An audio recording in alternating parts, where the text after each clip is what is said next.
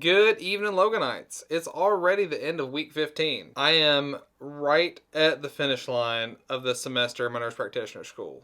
But man, I'm going to tell you what, life has really thrown a lot at me. So I know you know that my father-in-law's been in the hospital, and last we talked, he was getting better. We had a setback. So I worked dialysis. I worked Mondays and Wednesdays. Wednesday, I was getting ready to close. I had like 2 hours left with all the patients. At like 5 o'clock, I get a call, and it's from my wife's coworker. And she immediately calls me and says, "Hey, Mark's coding." And I was like, okay, I gotta go. I'm not gonna lie to you. So I've lost my dad. My dad is not with me anymore. He passed away about 4 years ago now. And it hit me a lot harder than I thought it was going to. It really hit a chord really, really deep down in me, and I wasn't prepared for it. I'm not gonna lie to you. I was literally working with a patient, and my phone rang, and I don't usually get that many phone calls. I looked at my phone, and I saw a number I didn't recognize, an Arkansas number, and I was like, I should probably answer this. I feel like I need to answer this, and I don't usually answer phone calls at work. I answered it, and it was her, and hung up the phone, and I just like started breaking down, like hand shaking, heavy breathing. She's like, "Are you okay?" I'm like, "I am not okay. I am not okay right now. I am not okay. I have to leave right now. I have to leave. I have to leave." Still had 6 other patients running. Luckily, and like, here's the thing. If Even if I could have stayed, even if I had to stay, even if there was no one else to be there, I should not have been taking care of patients after you learn something like that. There's no way. There's no way that I was fit to do anything. Like, honestly, the patient that I had halfway in between on the machine and off the machine, I should not have been taken care of, to be quite honest. Like, it hit me so hard. I just wasn't prepared. Like, it's a reality. Like, there's a lot of health issues. All of this stuff. This, but like, there's the brain of like, I'm a healthcare provider with a bunch of experience, and there's the brain of like, this is like the last father figure I have right now. And I just wasn't ready. I just was not ready to get the news that like he is actively dying. And that's what's happening. So I leave dialysis and I go to the hospital. It's Germantown Methodist right around the corner. I get there and I get into the room and he's just kind of like zonked out in the bed. Chrissy's there with him. His wife is there with him. I'm like, okay, all right, we're alive, we're awake. What happened? He was moving from the bed to a bed, and his internal defibrillator, his implanted defibrillator, shocked him.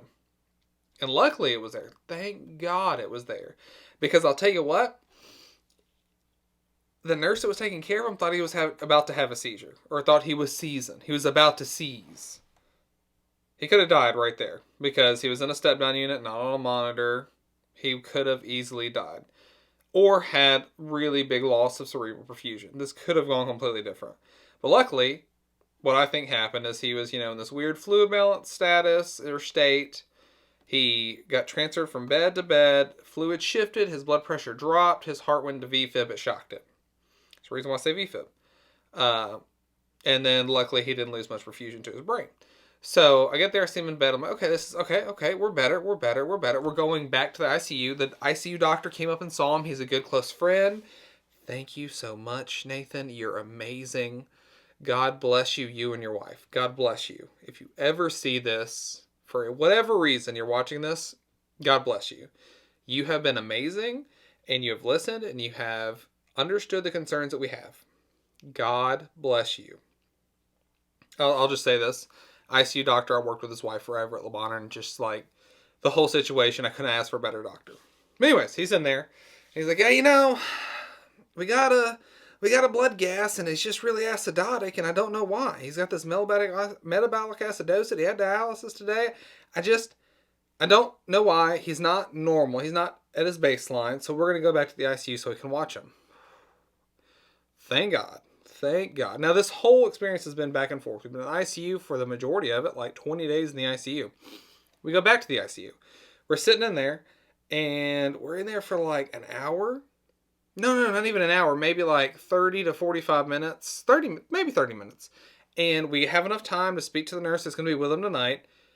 She understands. She's listening because she just heard this was an MRT and all this crazy stuff and everything that's going on. She understands and she listened. She really listened. I go out of the room to get some water and hit the restroom.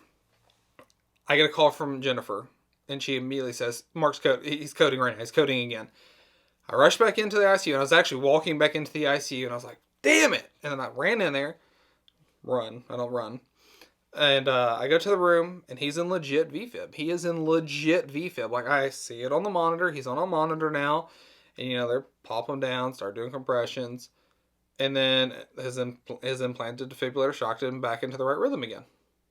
I was like, damn. So that was like,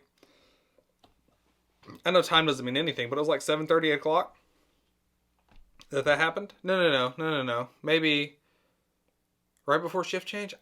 Maybe right after shift change. I don't know. I know it was right after shift change. So that happened. And I was like, well, shit, like, we can't leave him now. Like, what's going on? And here's the thing. Shocked him back into a good rhythm again. He didn't lose enough perfusion to matter, okay? So he's still alive, alert, awake. Awesome. This is wild. I've worked a lot of full arrests, but most of mine have been pre-hospital or ER where they were found down. I've only done a few in the CVICU when I was there for like my last semester clinicals where you basically work there full time for free. But the majority of my stuff has been found down, found unresponsive. So like, it's pretty wild to see the quick turnaround. Like when you have no loss of perfusion where he's like, pow, and then he's back to Mark, okay? Anyways, so we're there and I'm like, well, shit, Mark, like, what the hell are we going to do? So then, okay, so like, all right, we got to calm down his heart. So you do your bolus of amiodarone. You start him on an amiodarone drip, and you're like, well, you're trying to talk to Chris and you're trying to talk to Jennifer, and you're like, hey, this really sucks. This could be pretty bad. Let's just take it one bite at a time and see what happens. Mark's still with us. Things are going okay, but his heart's wore out. And I was like, look, here's the harsh reality of it. Either this is going to kill him tonight. His heart is worn out. He only has like one good graft going from top to the bottom. I've had like this extensive conversation with this cardiologist who's been following for 30 years. And basically he's just like, Mark, you got what you got. So just let's try to make it work. So he's either going to die that night or it's never going to be a problem again. Simple fact of the matter. Before the amiodarone really, I feel like, got on board good again, he went into VFib again. It shocked him back in rhythm. So he went to VFib 3 times, shocked him back into rhythm. We waited late into the night, like 2 or 3 hours after the last run of VFib. And I was just like, look, me and Jennifer got to go home. I had been up since like 4 that morning because, I worked. It's super late. Chrissy, stay the night here. We're going home. And to be quite honest with you, like, that's just, like, that completely killed Wednesday. That completely killed Thursday, because we're, like, just playing catch-up. And then Friday, me and Jennifer actually had a day to breathe. And then Saturday, okay, so, like, all that happens. And all that happens.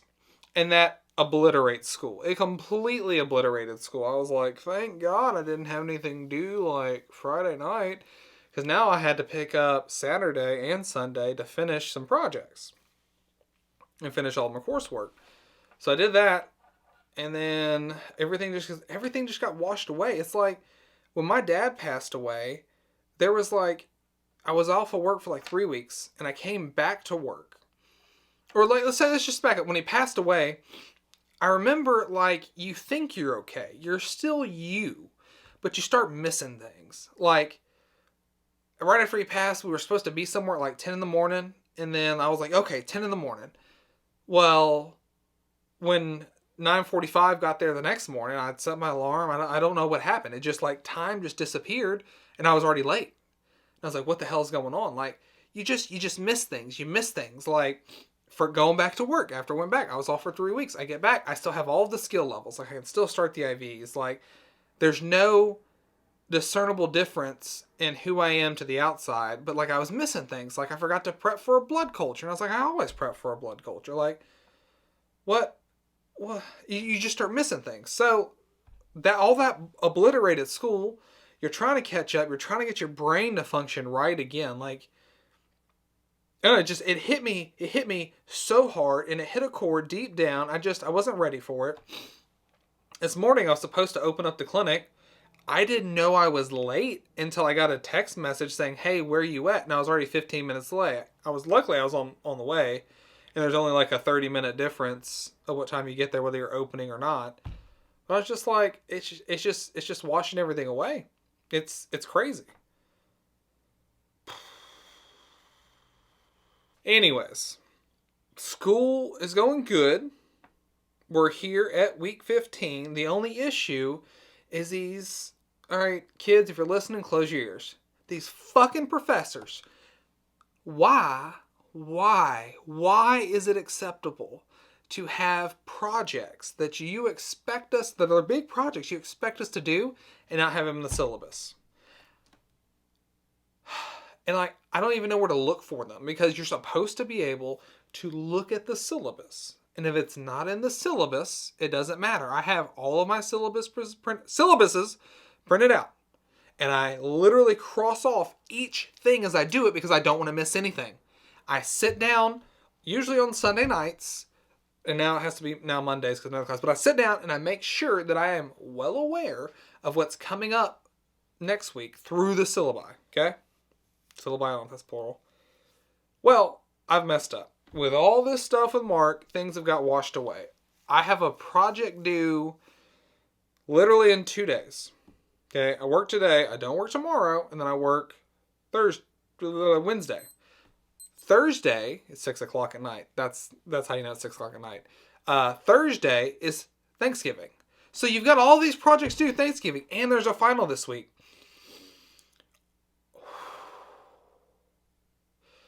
Saturday and Sunday, I finished a project that's due on the 27th. My goal was to finish a project that's due on the 28th, tomorrow, in whatever coursework has come up this week, so that I would be able to be present for my family and be able to be active in the Thanksgiving holidays. That is not what's happening right now, because this other project in another class I've received no emails about. It is not in the syllabi. The only reason why I am aware of this project is one of my classmates asked me how that project was going. And I was like, what project? It's literally due in 2 days. I already did the one that's due on the 27th.